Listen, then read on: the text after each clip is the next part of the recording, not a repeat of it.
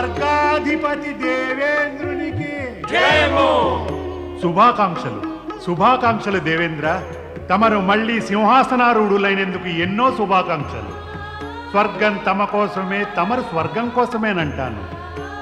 సదా స్వర్గాన్ని ఏలండి. మంగళమస్తు మంగళమస్తు.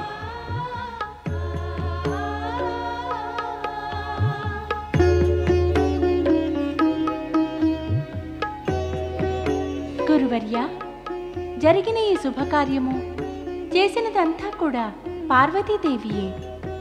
ఆమె జపము, తపస్సు, పుణ్యము, పరాక్రమం వల్లనే మాకీనాడు ఈ శుభదినం చూడగలిగే సౌభాగ్యం కలిగింది. నిజమే చెప్పారు. మనమందరము పార్వతీదేవికి రుణపడి ఉన్నాం. కానీ మనమంతా మర్చిపోకూడదు, స్వర్గాన్ని మళ్లీ పొందడంలో పరమపిత బ్రహ్మదేవులు కూడా సహాయం చేశారు.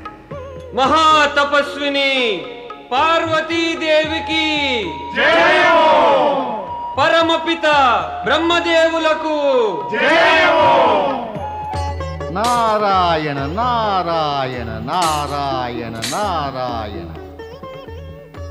పరమపిత బ్రహ్మను, సరస్వతీమాతను భూమిపై వనవాసం చేసిన పిమ్మట మళ్ళీ బ్రహ్మలోకంలో కలిసి చూడడం కన్నుల పండుగగా ఉంది. మాటల మాయాజాలం పన్నకు నారద, నీ వచ్చిన కారణం చెప్పు. నారాయణ నారాయణ. నేనొచ్చిన కారణం స్పష్టమే పరమపిత. సప్త ఋషులు, అరుంధతీదేవి కూడా పార్వతీదేవి ఎదుట పరమేశ్వరుని ఘోరంగా నిందించారు. ఆయన్ను అవమానించే మాటలన్నారు. అయినా పార్వతీదేవి తన తపస్సు మాననేలేదు. ఎందుకని? దీనికి కారణమేమిటి పరమపిత? మరి పార్వతీదేవి తపస్సు ఉగ్రాతి ఉగ్రమైపోతే ఎలా? నారద, ఎలా అనే ఈ ప్రశ్న అయితే అడిగావు, కానీ దీనికి ఇంకా సమాధానం లేదు. ఇంకా భవిష్యత్తులో దొరికే అవకాశమూ లేదు. నీ సమస్యకు సమాధానం ఏమిటంటే, శివుడివి, శక్తివి, మహిమలన్నీ స్వయంగా బ్రహ్మకే అర్థం కానివి. మరి అతని మానసపుత్రుడైన నారదుడికేం అర్థమవుతాయి? నారద, నీవు భ్రమపడరాదు, భయమూ చెందరాదు. సమస్యకు ముందు ప్రళయం రాదు కూడా. అందుకని పార్వతి తపస్సు, ఉగ్ర తపస్సు సఫలమైతే అశుభం కాదు, శుభపరిణామమే. పరమపిత, ఈ తపస్సుకు మహిమలకు అంతిమ పరిమితి ఏమిటి? నారద, పార్వతి లౌకిక తపస్సు శక్తి యొక్క అలౌకిక పరిమితికి సంబంధించినది. అంటే శివుడిప్పుడు పార్వతిని పరీక్షిస్తున్నాడు. ఇటువంటి పరీక్షలన్నీ ఏకసూత్ర పరిమితితోనే అంతమవుతాయి. అంటే శివపార్వతుల వివాహం నిర్విఘ్నంగా ముగిసినప్పుడే పరిస్థితి సామాన్యమవుతుంది. నారాయణ నారాయణ. పరమపిత, పరిస్థితి సామాన్యమవడమే కాదు, సర్వమాన్యమవుతోంది. దేవేంద్రుడు తన దేవతలందరితోనూ స్వర్గంపై తన అధికారాన్ని పొంది గీత, సంగీత, నృత్య, హర్షోల్లాసాలలో మునిగిపోయాడు. ఇది అసామాన్య స్థితియే నారదా. ఇంకా ఆ దేవతల పరీక్ష మిగిలి ఉంది. ఆశ్చర్యమే. ఇంత కఠోర స్థితి నుంచి బయటపడ్డ దేవతలకు ఇంకా పరీక్షలు అవసరమా? మాత, ఎంతకాలం తర్వాత వారు సుఖాలను పొందగలిగారు? సుఖాల వ్యవధి అంత పరిమితమా? సుఖాలన్నీ మన స్వార్థానికి, సదుపాయాలకే పనికొచ్చేటైతే వాటి వ్యవధి పరిమితమే అవుతుంది. సుఖాల పాశాలన్నీ కూడా దుఃఖాల చెప్పుచేతలోనే ఉంటాయి. ఆ సుఖాలన్నీ కూడా ప్రజల హితానికే ఉపయోగపడితే వాటి వ్యవధి పెరుగుతుంది. మాత, ఇదంతా శివశక్తుల మహిమల వల్లనేనా? శివశక్తుల మహిమలంటావు, ప్రకృతి నియమాలంటావు, కానీ జరిగేది అదే. సమయం వచ్చినప్పుడు దేవతలకు కూడా ఈ సత్యం గురించి తెలిసి వస్తుంది.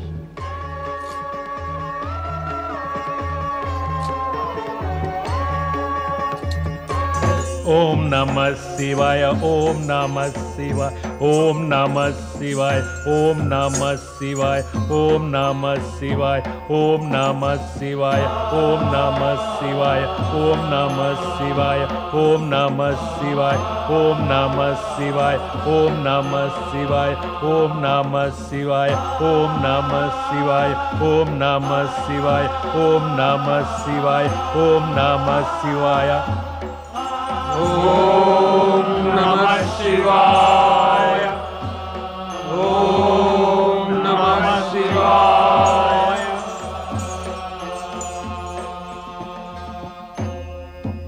ఓం నమః శివాయ.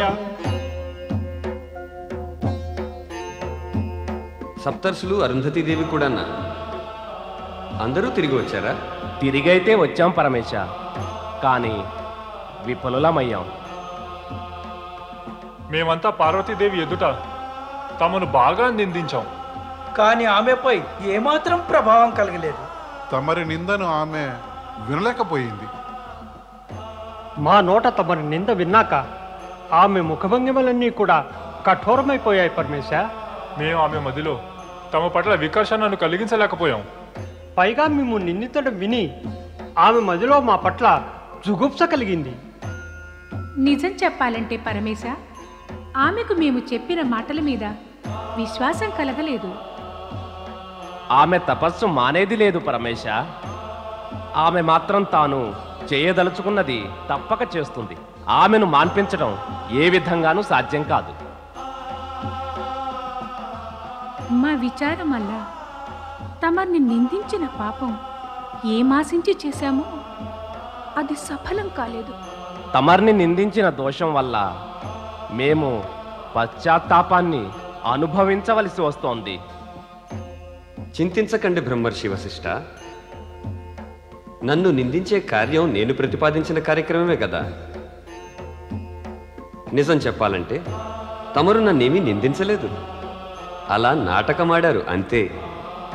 మేమందరము కలిసి ప్రార్థించేది ఒకటే పరమేశ్వర, తమరు పార్వతీదేవి తపస్సుకు ప్రతిఫలాన్ని ఆమెకిచ్చి ఆమె ప్రయత్నానికి సాఫల్యాన్ని ప్రసాదించాలి. అవును దేవేశ్వర, సాఫల్యాన్ని ఇవ్వడమంటే అరుంధతీదేవి అభిప్రాయం వివాహానికి అంగీకరించడమే. సరే, అరుంధతీదేవిది మీ సప్తర్షులందరిది కూడా ఇదే విన్నపము నిర్ణయము అయితే మరి నేను సంతోషంగా అంగీకరిస్తాను. నేనే మరి పార్వతీదేవి వద్దకు వెళ్ళి ఆమెకు ఈ నిర్ణయాన్ని తెలియచేస్తాను. తమరు పార్వతీదేవికి సూచించి ఆమెను సంతోషపెడతారు. కానీ ఆమె తల్లిదండ్రులు ఎంతో కాలంగా తపస్సు చేస్తున్న తమ కుమార్తె గురించి చింతిస్తున్నారు. వారి చింతను పోగొట్టే ఉపాయం కూడా తమరే చెప్పాలి ప్రభు. ఈ పనిని బాధ్యతను నేను మీ అందరికీ ఒప్పగిస్తాను. మా మాటగా మీరంతా హిమవంతుడు మేనారాణీదేవి వద్దకు వెళ్ళి పార్వతితో ఇక నా సంబంధం గురించి చెప్పండి. ఇలా మేము పార్వతీదేవి వద్దకు వెళ్ళి రావడం సార్థకమైంది ప్రభు. అవును పరమేశ, మేము వారిని కలవడానికి ఇప్పుడే బయలుదేరతాము.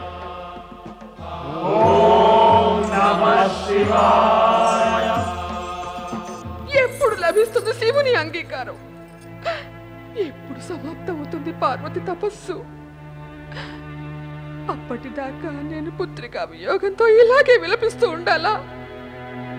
వీల్లేదు, మాటికి వీల్లేదు. ఏం ప్రయోజనం ఉంది నా తల్లికి ఈ తపస్సు వల్ల?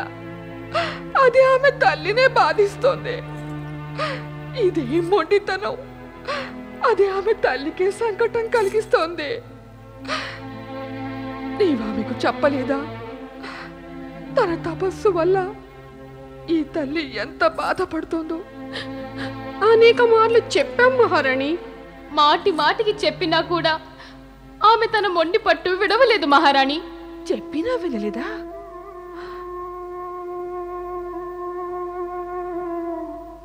తన పట్టు విడవదన్నమాట. నా పుత్రిక మొండి పట్టు విడవదు, కానీ నేను ఆమె తల్లిని కదా. పట్టు ఆమె మొండితనం కన్నా గట్టిదే. ఇంక నేను కూడా నా పట్టు వీడవను. నా పార్వతి వివాహం ఆ శ్మశానవాసి బైరాగి శివుడితో ఎప్పటికీ జరగనివ్వను, ఎన్నటికీ జరగనివ్వను, ఎన్నటికీ జరగనివ్వను.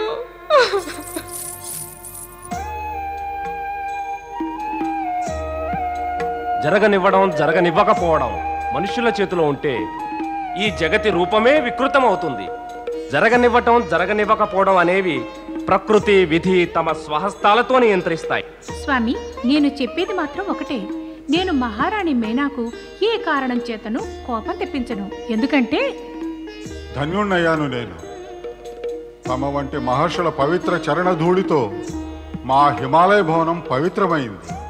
నా సాదర వినమ్ర ప్రణామం స్వీకరించండి.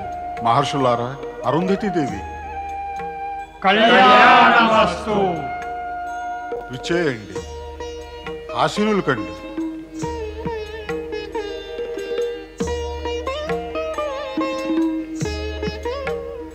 నా అంతరాత్మ చెబుతోంది, తమ వంటి పుణ్యాత్మలంతా మా వద్దకు రావటం తప్పక ఏదో మంగళప్రదమైన కార్యం జరగబోతోందని.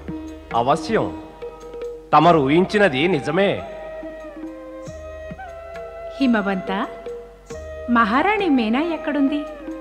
కనిపించలేదే. ఆమెను పిలిపించరు? అలాగే దేవి, తప్పకుండా. ఆమె వచ్చేలోగా ఆ శుభ సమాచారం చెప్పరాదా? తమ కుతూహలం సహజమే హిమవంత.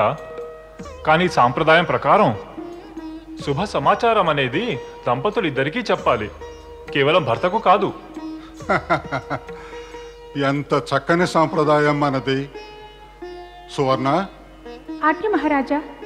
మీ రాణి వారికి చెప్పు, అరుంధతీదేవి సప్తర్షులు కలిసి వచ్చారని. వచ్చి వారిని దర్శనం చేసుకోమను. చిత్తం ప్రభు. హిమవంత, తమరి శ్రీముఖంపై విరిసిన చిరునవ్వు వెనకాల మాకేవో విషాద ఛాయలు కనిపిస్తున్నాయి. మీ మహర్షులు ఊహించినది నిజమే. మాకు ఒకటే చింత. చింతకు కారణం? మా పుత్రిక పార్వతి. ఆమె తపస్సులో ఉంది. చింతకు కారణం ఆమె ఎలా అవుతుంది? అదే మా ఇరువురి చింతకు కారణం. మేము పార్వతికి ఎంతో నచ్చ చెప్పాం, కామె పట్టు విడవటం లేదు. తపస్సు మానటానికి ఒప్పటమే లేదు. ఎందుకంటున్నారు ఆమె తపస్సు మానాలని? తపస్సు జీవిత మార్గాన్ని సరళము, సులభము, మరి సుఖమయం చేస్తుంది. ఉజ్వల భవిష్యత్తుని కలిగిస్తుంది. మరి పార్వతి తపస్సు వల్ల పరమశివుడు ప్రసన్నుడు కాకుంటే పరిణామం ఏమవుతుంది? తపస్సు పరిణామం ఎప్పుడు శుభకరమే హిమవంత. అయితే మా పార్వతి తపస్సు సఫలమైందే? పరమేశ్వరుని కృప ఉంటే ఆమె తపస్సు సఫలమే కాగలదు.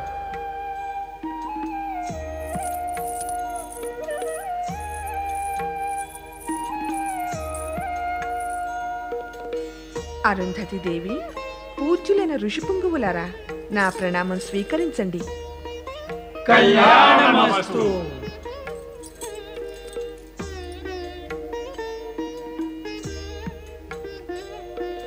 మహారాణి మేనా, మేము కైలాసం నుంచి పరమేశ్వరునితో తమ పుత్రిక పార్వతి వివాహం గురించి ప్రస్తావించవచ్చాం.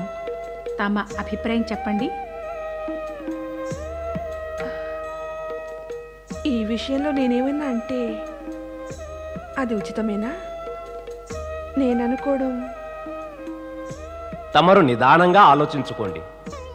అవసరం అనిపిస్తే కుమారి పార్వతితో ఈ విషయం సంప్రదించండి. తమరు గనక శివపార్వతుల వివాహానికి అంగీకరిస్తే అందుకు శివుని అంగీకారము ఉందనే భావించవచ్చు. ఎందుకంటే ఈ జగతిలో జరిగేదంతా శివుని యొక్క ఇచ్ఛానుసారమే జరుగును. శివుని ఇచ్ఛ సదా మంగళప్రదమే అవుతుంది. ఇక మేము వెళ్ళొస్తాము. కళ్యాణమస్తు.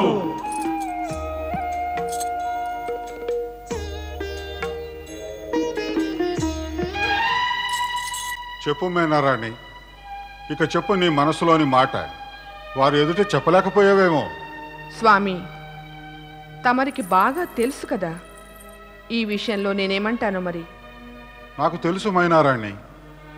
కానీ అరుంధతీదేవి సప్తర్షుల ద్వారా శివశంకరుని వివాహ ప్రస్తావన జరిగిన తరువాత